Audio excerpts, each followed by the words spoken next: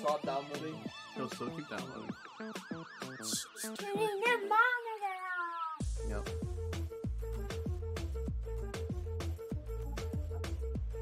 We in Acts yet? We're in John for everyone still. So we're in John. When are we gonna be in Acts?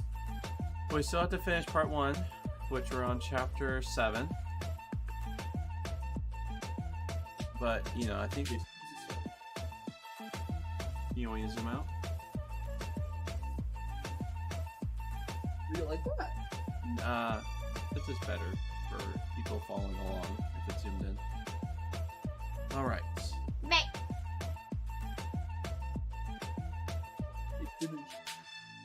Hello friends, welcome as we start the day. Oh. So we are we definitely love to play video games, but we also understand that we all need a deeper hope. Augie, stay. Augie, Augustine, come here. Yeah, we need a deeper hope, and we're looking at that hope in the work of Jesus and the testimonies, the ancient books that point to him. So welcome, my friends. What we're going through right now is John for Everyone, which is part of a large collection of the New Testament for Everyone by N.T. Wright. If you're curious, you can just quickly Google it. It's rad stuff. All right, you ready, my friend? Baby. Where does the Messiah come from? So John chapter 7, 40-52. When he heard these words, some people in the crowd said, "This man really is the prophet. He's the Messiah," said some others. But some of them replied, "The Messiah doesn't come from Galilee, does he?" Oh, wait, did we ever read this part? Yeah, we already read this part. Did we? Oh yeah, we did.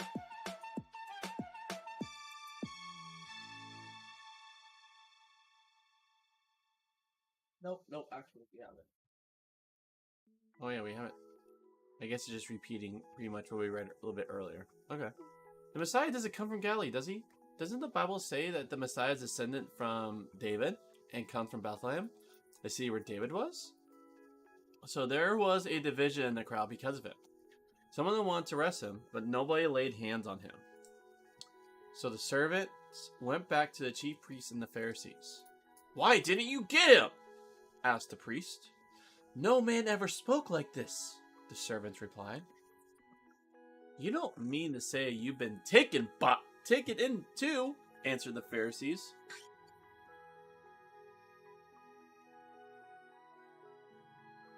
None of the rulers or the Pharisees have believed in him, have they? But this rabble that doesn't know the law, a curse on them! Nicodemus, who went to Jesus earlier and who was one of their own number, spoke up. "Our law doesn't condemn a man, does it? Unless first you hear his side of the story and find out what he's doing." "Oh, so you're from Galilee too, are you?" they answered him. "Check it out and see. No prophet ever rises up from Galilee." Alright, so this is just a continue from what before, right? Talk about rivers of living water and they want to arrest him. Here Jesus even goes further and says, actually this is literally just about the people, where some of them are taken by him and some of them want to arrest him. And then so there's continuation between the priest and the servants are taken by him, but the priests who have power are like, "We haven't been taken by him. Look, we're the prime example of authority. If we haven't been taken by him, then why should you?" And then Nicodemus, who had the conversation with him, it says that no one who's born of the Spirit. And then Nicodemus is the one that's like, "Wait, no one can go through their mother's womb again? Born again? That's weird."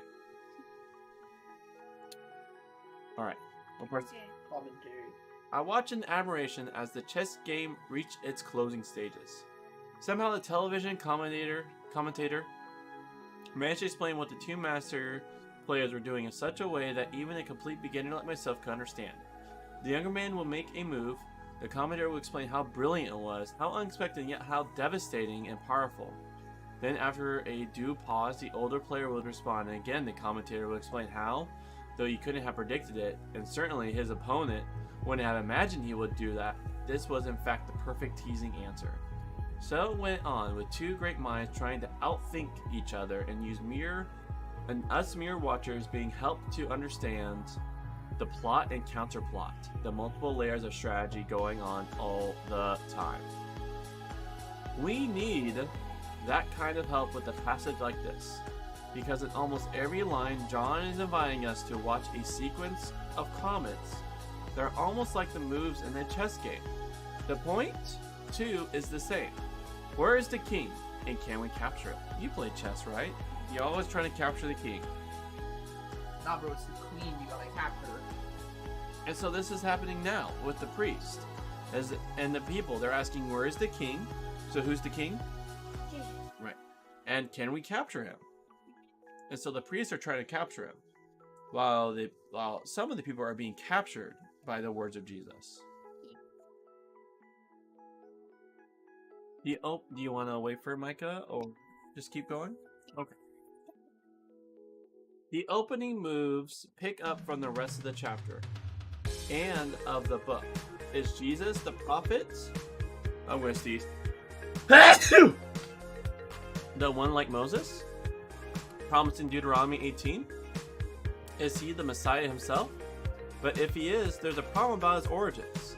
This is the only time in John's Gospel that either Bethlehem or David is mentioned, though John almost certainly knew the traditions which we find in Matthew and Luke, according to which Jesus was born in Bethlehem.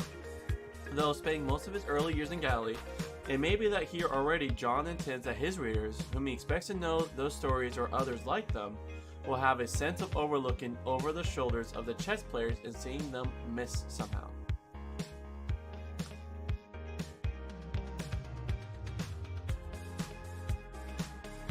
But he doesn't develop the point.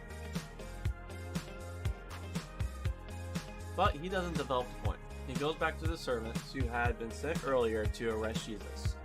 And we find that they have come back without him. Their employers, the priests, are angry. They were sent to do a job, and they haven't done it. The servants, though, have an answer ready.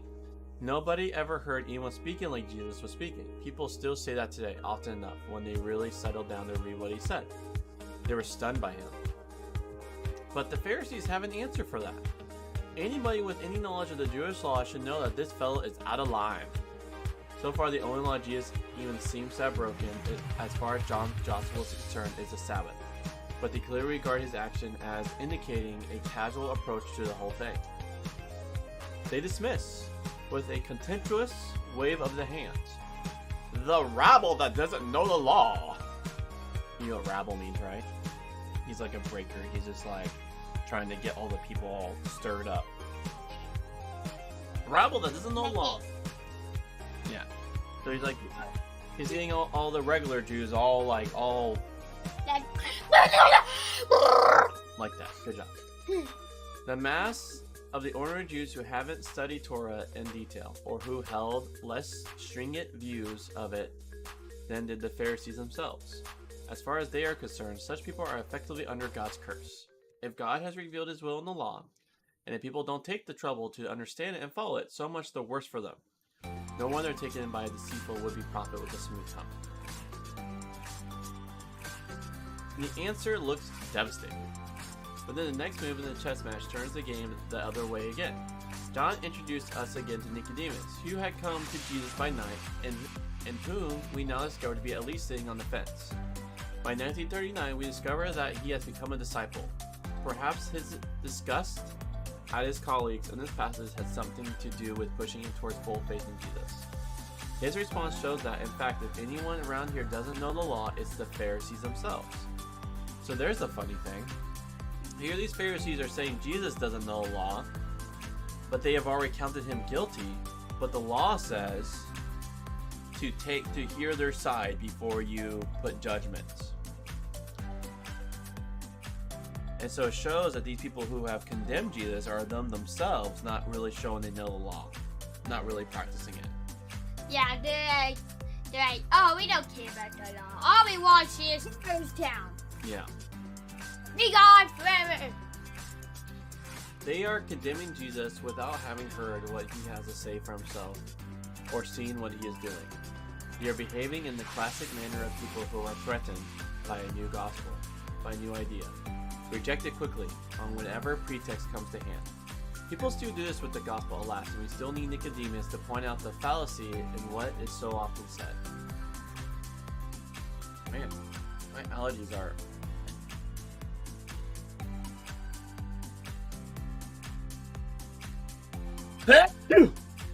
Ah.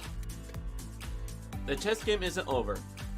Though they think they have an answer for him, the sarcasm, they're from Galilee too, are you? When they know perfectly well he isn't, shows what's really at stake. They're looking down their noses not just at the majority of ordinary Jews in Jerusalem because they don't follow their teaching, but also at the people who come from up north. And as John surely intends us to see, their point about prophets not coming from Galilee shows just how wrong they are. Jonah and Hosea, two well-known prophets in the Old Testament, both came from Galilee. Oh, that's a really good point. But even though they're blaming that saying no prophets come from Galilee, here are two known prophets, Jonah and Hosea. They both came from Galilee. You know, Jesus was born in Bethlehem and started his teaching as Galilee. Yeah, isn't that crazy? They find no prophets in there. Yeah. So they're still showing that they don't know jack squat. Yeah, they don't know anything. All they know is Jack Squat. And when John has them say that no prophet rises up from Galilee, the word he uses is almost always used elsewhere in the book to refer to the resurrection. Jonah was proverbial for coming, so seen back from the dead, after 3 days in the belly of the fish. And Hosea contains the prophecy that God will raise us up on the third day. Not only then are the Pharisees wrong about prophets coming from Galilee, the very language they use points to the truth, that Jesus not only arises from there as his homeland, but will also rise up in a far deeper sense, proving that he is indeed the prophet and the Messiah. John intends that we, watching this extraordinary verbal chess match, should be able to tell which king is going to win in the end.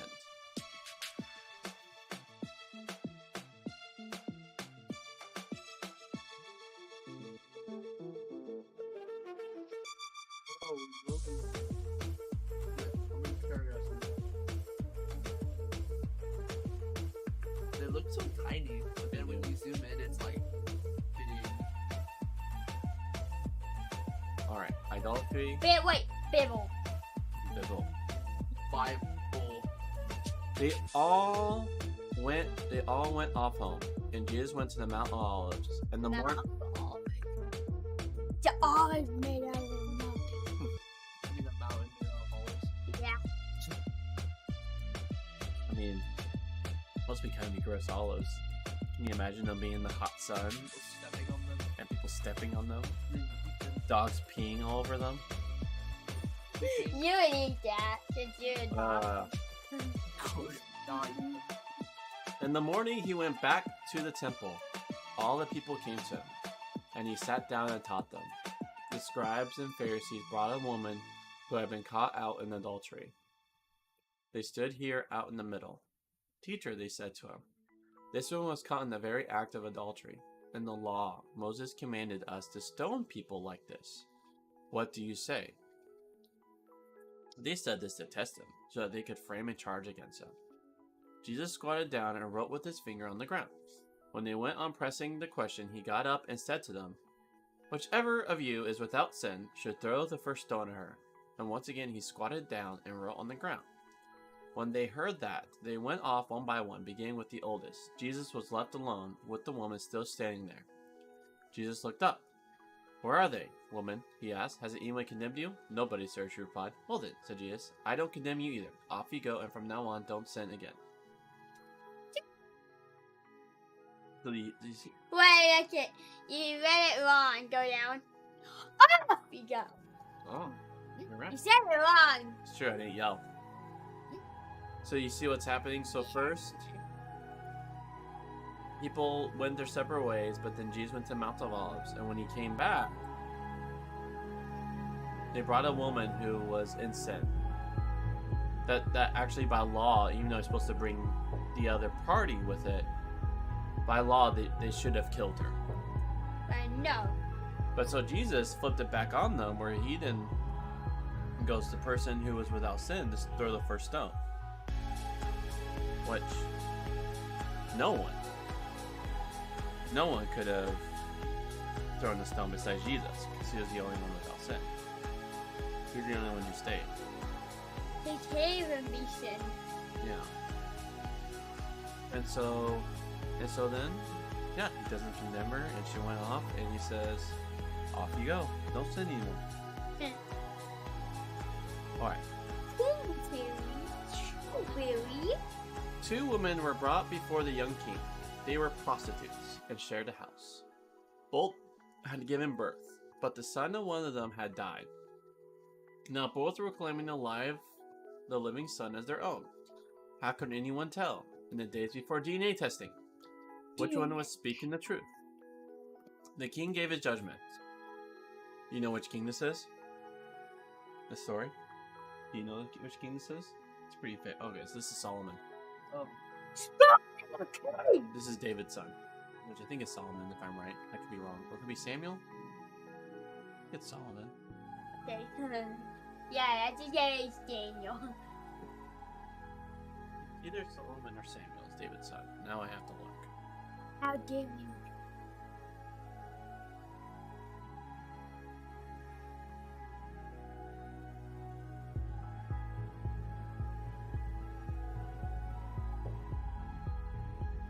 Look. Oh yeah, it was Solomon. I told you that I would be right. That's Solomon. So, 2 women had given birth.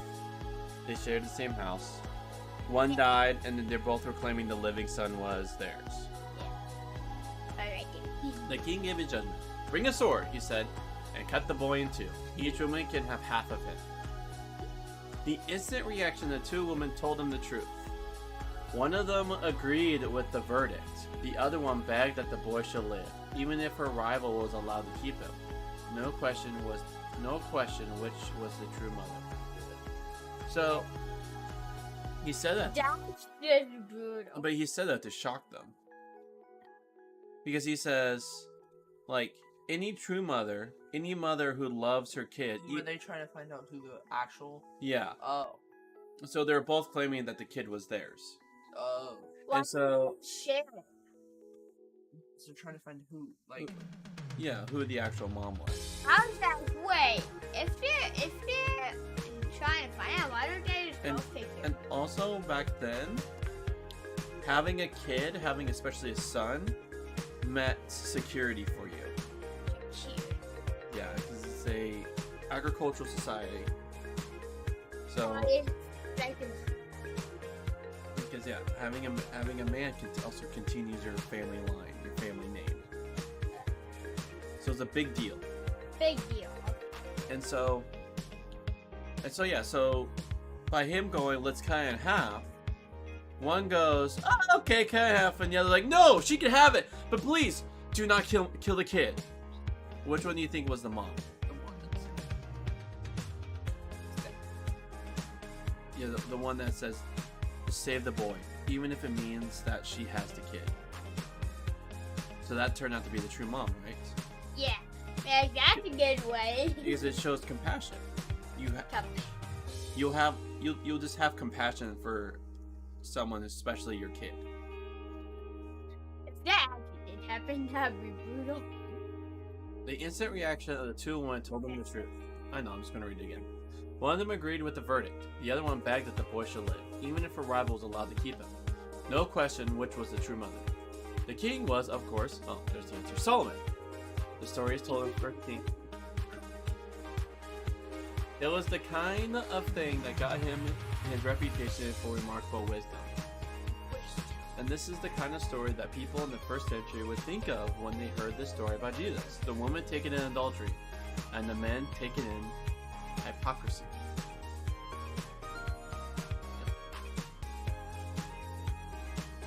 There is a puzzle about this story. It doesn't really seem to fit here. Hey, Fred. Are you here to hang out, or Yeah, well, me and Mackie are gonna play. are you here to stay, or are you here to... Because I text your mom. Did your mom talk to you? No, so I need to... After I'm done ring, you, me, and Micah need to have a talk back there, okay? Can play Dungeon Fighters and actually want to play. Because me and Mackie, can I show them the game? Yeah, you can take a moment, but please don't start the game. So this is the game now. Is it about yesterday's one? Yeah, it's pretty well, yes, sir. So this is the game. So it's a 92. It's My mom already had to talk to me about. So this is the game, okay? Okay, well, I still need to and do some relationship rebuilding, okay? This is the I'm game. here for both. This is the game. It's actually. You got it found it? Yeah, we recently got a new update.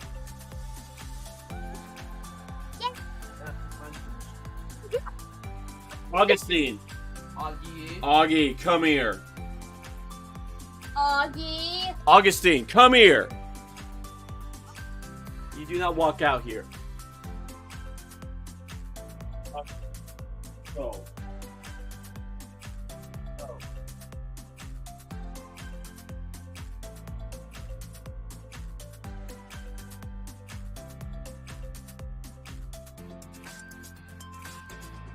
We need to know that that's not okay walking up front like that.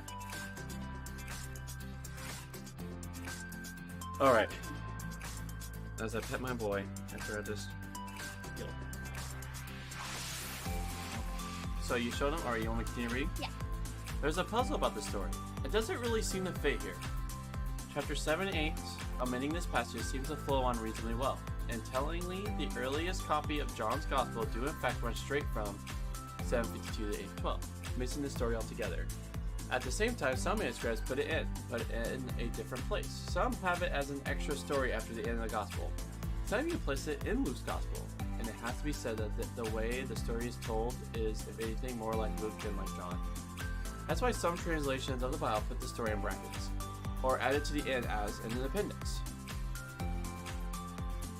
So, the story we just read, some ancient manuscripts have it here, some don't.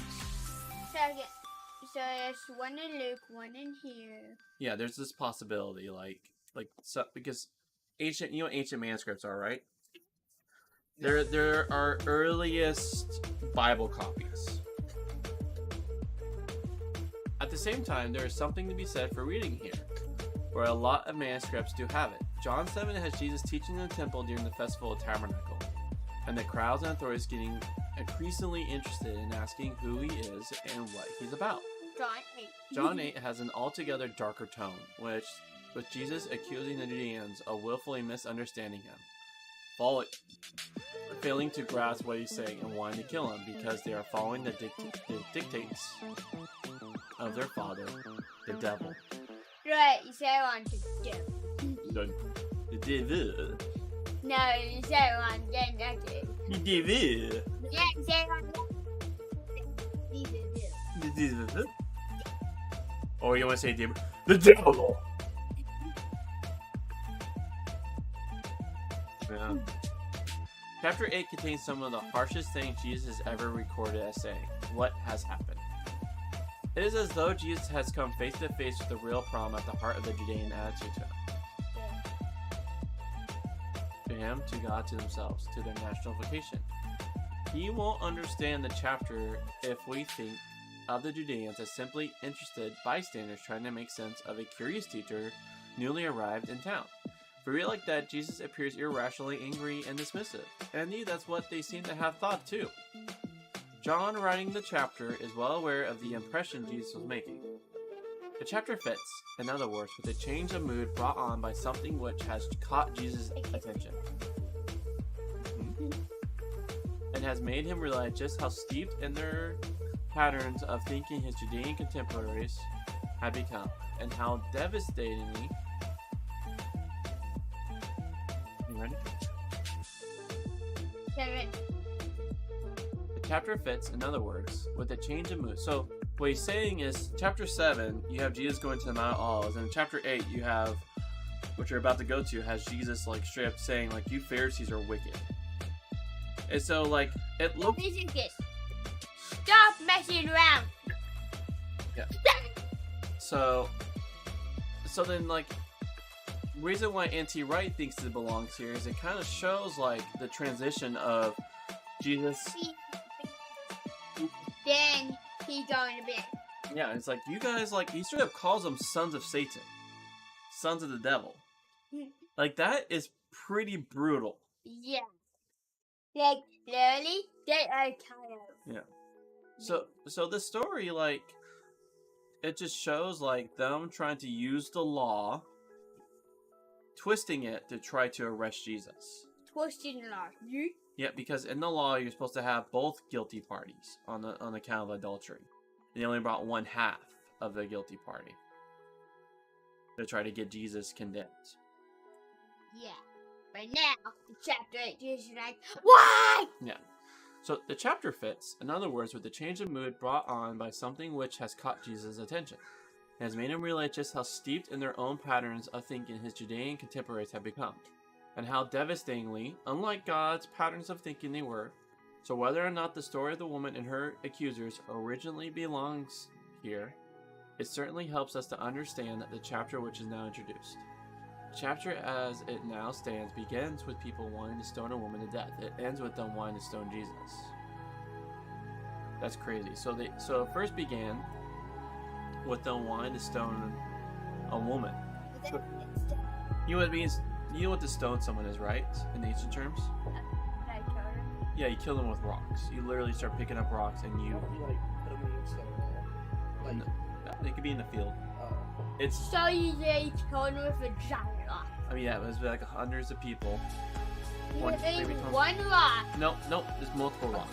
Tons of rocks. You keep beating, not pebbles. I'm kind of... This size rocks. Yeah. Plus the size rock. Yeah. That was good. So here... No, more of a microphone size rock. And here Jesus comes to the defense of this woman. And that's why it ends with them wanting to stone Jesus. Perhaps that too is trying to tell us something. The story is a classic example of Jesus' own wisdom, the sort of wisdom that kings were expected to display. Or that the underlying question of this whole part of John's Gospel is whether or not Jesus is the Messiah, the true king. Oh, that's really cool. So here he is showing true wisdom by revealing to people who want to kill the lady, by revealing their heart condition, by revealing their moral bankruptcy. But no. Yeah. Jesus is like, why did you do this? But that was wisdom Jesus right there. Yeah, wisdom. He helped protect this woman from being murdered. Yeah, by that size of a rock. The story turns on the trap that the scribes and Pharisees had set for Jesus. They suspected that he would want to tell the woman that her sins have been forgiven, but that would mean that he will be teaching people to ignore something in the law of Moses. Already we can sense the temperature of the situation rising with its Jesus' anger. They are using the woman, however guilty she might be of serious sin, simply as a tool in their attack on him. In so doing, they are enjoying their sense of moral superiority over her, as well as their sense of having put Jesus in a corner he can't easily escape from. Nobody knows, of course, what Jesus was writing on the ground. In the ancient world, teachers often used to write or draw on the dust. That's how some of the great geometry teachers would explain things in the days before chalkboard and overhead projectors. We can guess if we like. Maybe he was writing lists of other sins, including hypocrisy. Maybe he was making a point about sins of the eye and heart, as in Matthew 5. Or maybe he was just doodling, treating their question with the contempt it deserved. But his answer when it came, though apparently risky, supposing one of them had the arrogance to go ahead, was devastating. When you point the finger at someone else, there are 3 fingers pointing back at you. He hasn't said the law of Moses was wrong, only that if we're going to get serious about it, we should all find ourselves guilty. And one by one they get the point and go away. The story certainly doesn't mean, as some people have tried to make it mean, that adultery doesn't matter. That's not the point at all. Jesus' last words to a woman are extremely important. If she has been forgiven, If she's been rescued from imminent death, she must live by that forgiveness. Forgiveness is not the same thing as tolerance. Being forgiven doesn't mean that sin doesn't matter. On the contrary, forgiveness means that sin does matter, but that God is choosing to set it aside. And the sin that matters even more, as the rest of the chapter makes clear, is a deep-rooted sin which uses the God-given law as a means of making oneself out to be righteous, when in fact it is meant to shine the light of God's judgment into the dark places of the hearts. By confronting the sin, Jesus has put himself literally in the firing line from which he has just rescued the woman. If you read chapter 8 as it stands from beginning to end, you may start to see a pattern which will continue through to Jesus' death. This is a part of what it means. John seems to be saying that Jesus is God's Lamb, the one who takes away the sin of the world.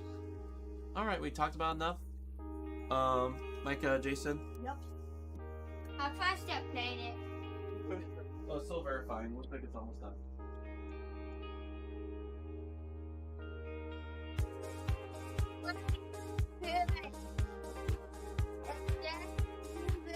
Graphics is available. Update now. Should I do that?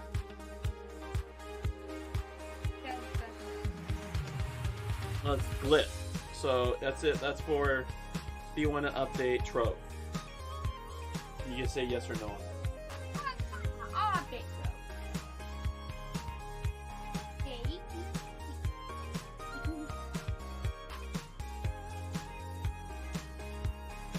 No update, blah.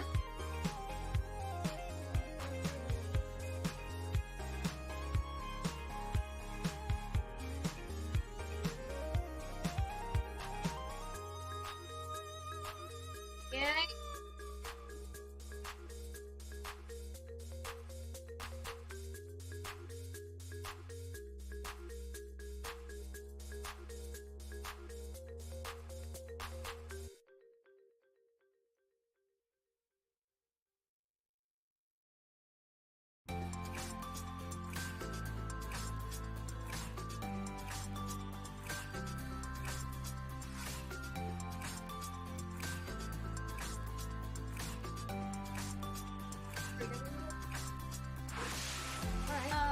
You had to log in as 12 right back to so I can get my power up. Sure. There's another update. No, the update was for Trove. Summoner? I mean, we have a choice. Either we can play as level 1, or I could level you up with my Jester. I don't mind starting a new character and going through and leveling up. Okay. Yeah. Time So, out. what people double with your This is the new update. Alright, go click open Glyph right there. Alright, log in. Great. Yeah. I have an idea. Play a Jester and I'll be my new squire. That way you can carry me through. You get me past level like 20, 30, and then I can carry you when you start your new thing. Okay, let me first just change things. Because I had streams, I'll stream subset for Kingdom Hearts. So let me change things over for Dustin.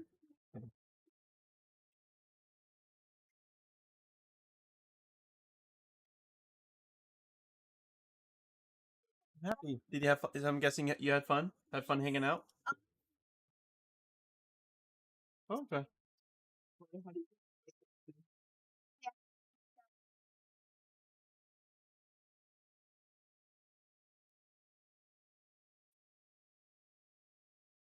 Sorry, can you press Alt Enter? There you go. Alt Enter. Or you just go to Options and you put it full screen there. Options. Options. Oh, hit dismiss. Okay, go back to Arc you see on the very bottom. If you want to. That's just epic. But so go to Options. Where? Oh, down here. Yep. Go to Video. So there's resolution. You can hit custom. Should be where it says window under resolution. There's called window mode. Do you see that? Yeah. Okay, go up where it says windowed. Yeah. Go down.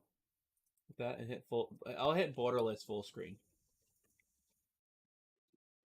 Yeah. So actually, just go and do a full screen. There you go. It'll make it so all the hit the X. Oh wait, hit apply on the top right. So gotta beat this boy. There you go. Okay. There's the other changes. Just know that your graphics card is a 970, so don't put it too high. It might die. So it's your call. If it feels too laggy, just bring down the settings. Okay, gotta set things up for Dungeon Defender.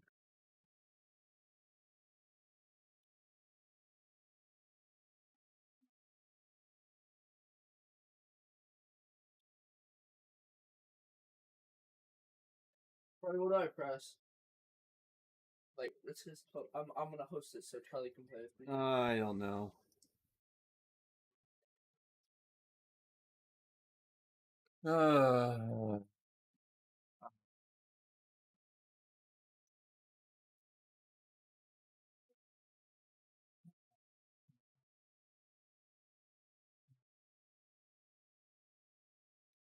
Host local. So you're starting it? I'm trying to help one person at a time. I'll wait for you. This one? It's a big game. It's not that big. We just have to look it up. You understand that this I won't is know. a 54 GB What game. the- Gigabyte. What's their one? Like how to run a how to run a We have local. like 5. Oh, but actually go back. Totally. LAN arc game. Oh, yeah. There isn't many No, games that are LAN big. space arc. Oh.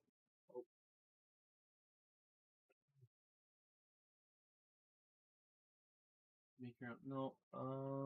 Hosted. Oh, and dedicated. Go down. Do whatever you need. Go.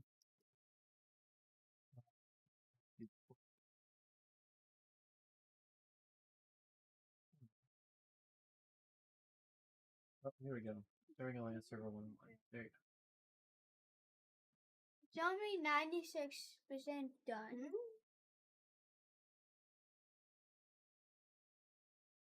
Yeah, well, he's trying to figure things out on his end. For you.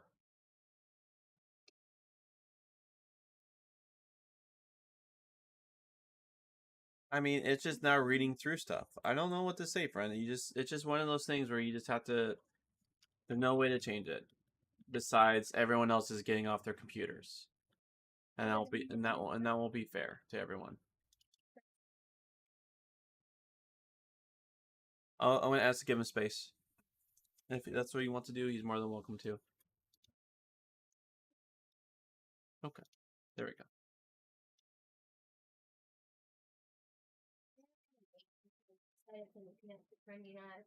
While I was trying to get into local. Okay. Or online rank. Where it just said run a non-dedicated server. Okay, then do a non-dedicated server.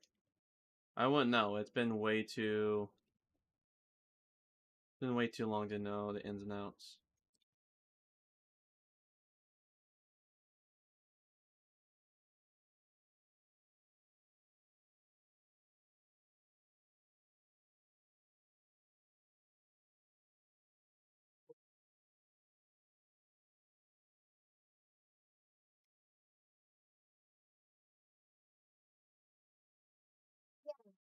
It doesn't work. You might just have to literally physically restart Steam. Check it out if it's working for me.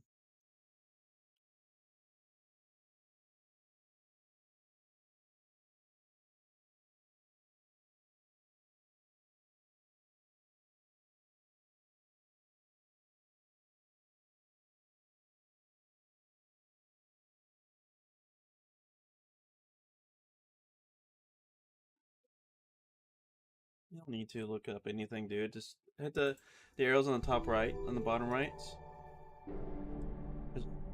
Is here. Hey, Mike. Can you show him like the arrow on the bottom right where he right clicks and hits close? Etheria. Go left. was once a From there. land Oh, of living that arrow. legends. Yeah, have him hit that arrow. Oh. Right click Steam. Long ago, Hit exit. brave warriors across the realm There we stood go, and then together reload Steam. against an immortal.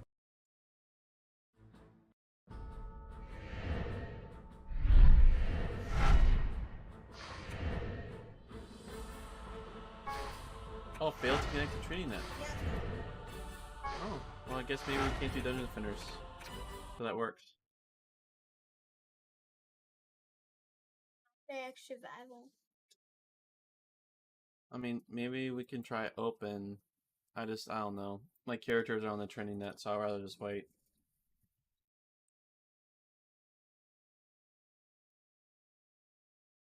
I mean, you can do whatever you want on Dungeon Defenders. For me, I'd rather just play on the TrinityNet because that's where our characters that we. Survival. Oh, Ark Survival. Oh, Ark Survival. I don't have access to any more copies.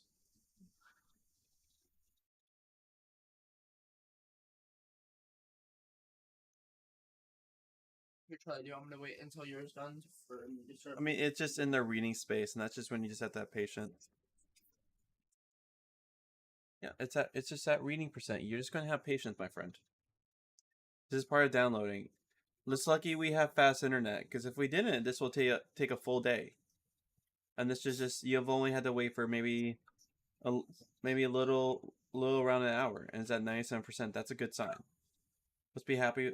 We can just be happy with the things we have.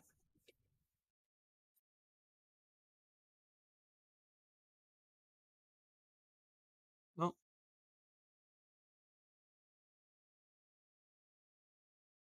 Perfect. Thanks, mate.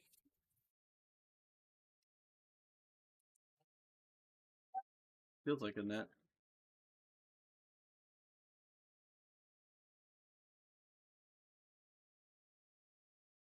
Oh, net. Let's go. Wait. That's so Yep, my next screen.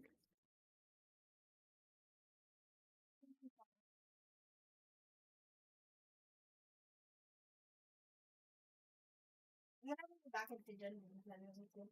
Yeah, you keep trying to see if the training net will work.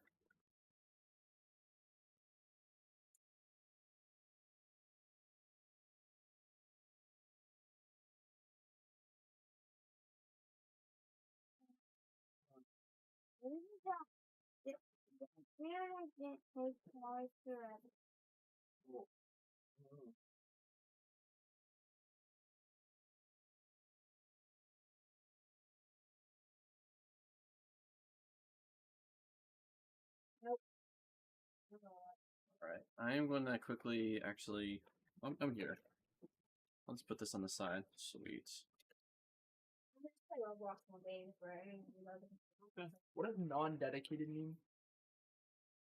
You gonna be honest, I don't know. That's a question for my friend Justin, who knows more about internet and networking and all that jazz. And he does mess a lot more with server stuff than me. That's an area where I'm super novice in.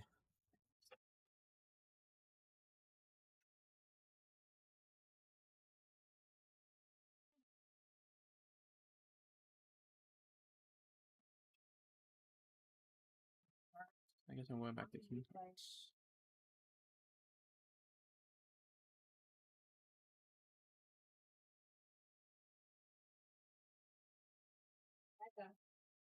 You know that Pet Sim X on Xbox, you can't even open up your pet inventory.